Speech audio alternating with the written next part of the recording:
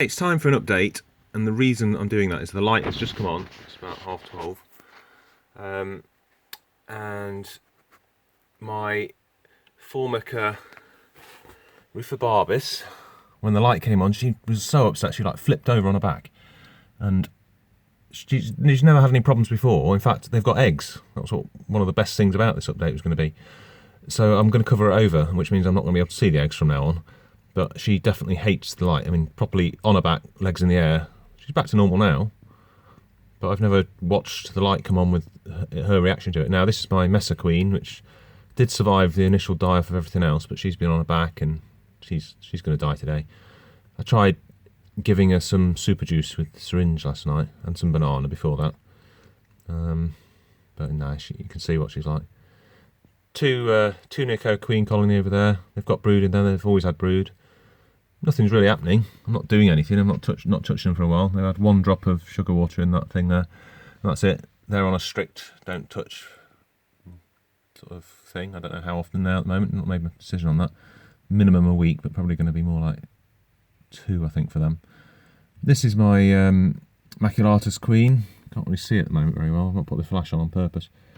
But she's moved from that tube to this tube, back to that one, back to this one. She's got quite a lot of brood.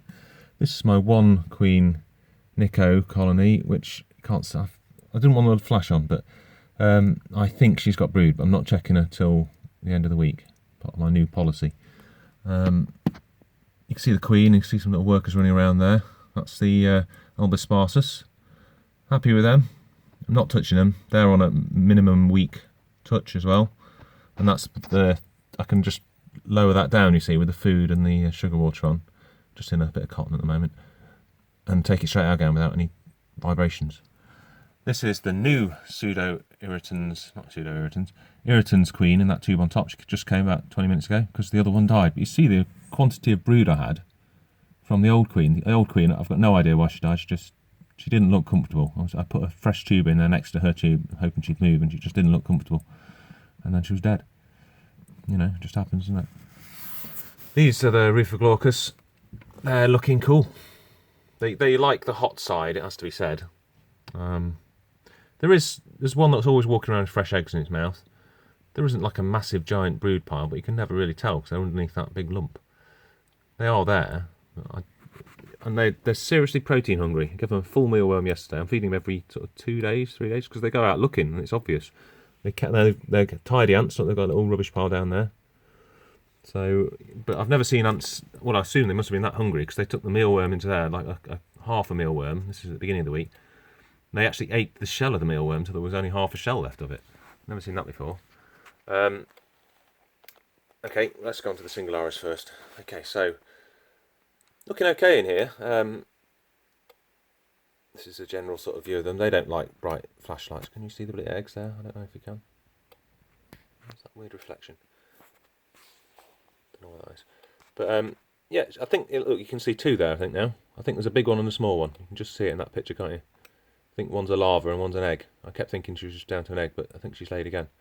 They like it nice, and you see how humid it is in there. And I have a plastic cover on top of this, which I can move backwards and forwards to adjust the humidity, basically.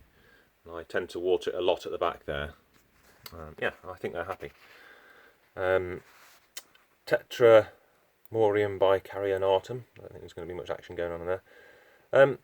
Yeah, I had a bit of a die-off, and I think it was my fault because I'd overwatered it and I was messing about with humidity and stuff.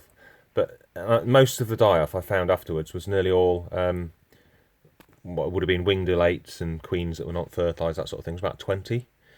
So the numbers are down, I think, on what I got. They don't look like much in there, but everything that hatched, I think, because there was a lot of brood, has turned into proper workers, which I didn't really have many of before. I don't know if you're actually going to be able to see much in there. It's difficult to see, but there is brood in there. But they're so small, it's hard to see.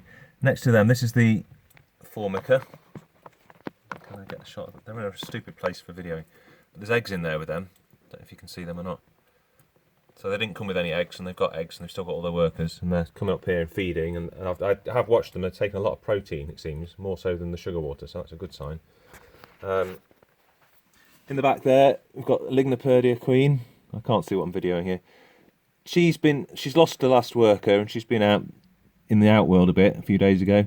Not in a stressed way, she was just in a curious way. Parius, I can't see what I'm videoing here. Both of these are in her hands off for a month at the moment. Let's just do the lot. So these are the little, probably Temothorax acorn ants. Not a lot to show you because you can't even see them anyway. They are there and you see them sometimes. This is my non-hibernating Lasius niger at the back there. Don't think I should have put the flash on, shouldn't I? Nothing wrong with them. I'm looking after them and they're growing. They're not booming as such, but they're growing. This is the Rufobarbarus. I think they've been a bit quieter. I don't know. I'm putting them back on a strict sort of 2 to 3 day feed and water to try and get them back. What is that? I think there's 4 colonies in there in test tubes of Lasius niger. They're doing well, yeah. There's one that I stole some brood from, not doing as well. They're hungry at the moment. I keep seeing workers out just through the sides here, but they're being fed once a week. Just ignored really. I seem to like that. And then let's just do it. See it blur. Yes. Okay, my big Lasius niger are in there. I've got no idea where. I put the food on that stick there just to make sure they're even in there at all, and one did come out and eat it, so they're in there. And they got brood boosted. They were a reasonable sized colony with eggs and everything. Then one of the queens in the test tube boxes died, in the tubs and tubes box died, so they got all their brood as well. But I've got no idea where they are. There's a big nest at the back there. See that? Made out of clay. I wouldn't do that again. The reason they've sort of got this is because I think they could survive in it, because the clay sort of goes mouldy very easily, and I'm trying to dry it out. See, there's a cardboard there, they don't get direct sunlight. Here's the flavus. See that? Tide mark of dead bodies.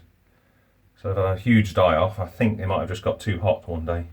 Not sure really, because and the queen got accepted, one queen. No idea where she is now. It's the problem with having all this soil. You can see they're carrying... So I don't know about this colony, whether it's going to go anywhere or anything, but they took the queen, but there's a sort of big tide mark of dead ants there. So I don't completely know what went wrong. I think it could have been overheating, but this is the coldest room in the house, and I've got the sunlight blocked off, but it wasn't blocked off a couple of days last week. Yeah, that's it really at the moment. Anyway, just a quick one, because I just wanted to sort of go through that. But oh, and one more thing. Here we go again. Just because people might be interested to see what I'm doing now. This is my new self-control by spreadsheet, someone said.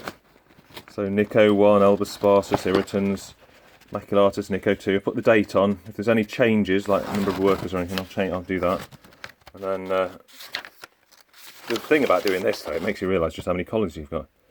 Auroventris, I didn't mention the Auroventris a minute ago. I'm giving them a bit of a ignore them, feed them once a week thing, because they were sort of struggling a bit. Cruentatus, Parius, Singularis, Tetras. So these are the dates when I last did something with them. Rufobarbarus, Ruginodus, can't even read that. Acorn ants, that is, the little tiny things. Lasius niger big, Lasius niger small. I thought I'd got them all until I realised I hadn't put the new Rufoglaurcus on, Flavus, and Lasius niger tubs and tubes all together. Yeah, too many. I didn't realise I got quite so many until I did this. But I'd recommend this. This is a good way of making sure you don't touch them for like a week at a time or 2 weeks or whatever you want to do, but you can keep a track of it at that time. I like to fiddle with my ants and touch them too much, and that's not good, especially not for Camponotus. Some Camponotus show their displeasure by, looking stressed, and some don't, but it doesn't mean they're not stressed. So the way around it is to not touch them. The less frequently the better if you can. But these girls are really good. As you can see, you probably recognise this from my videos. They come out and they're really active, and I'm really pleased with them. Yeah, and going back just quickly to the Auroventris. Not a lot to see in there. You can see the odd bit of brood sometimes. I should have put the flash on something. They are under there, mainly that middle one, brood, but they had a die off. And the queen's alive and there's still brood, so I'm just going to go back to the hands-off approach basically. And they've got 2 outworlds, so I can feed them in this one without disturbing them. So that was one thing they really didn't like. Really skittish. Okay, there we go. Just a quick update on what's been going on.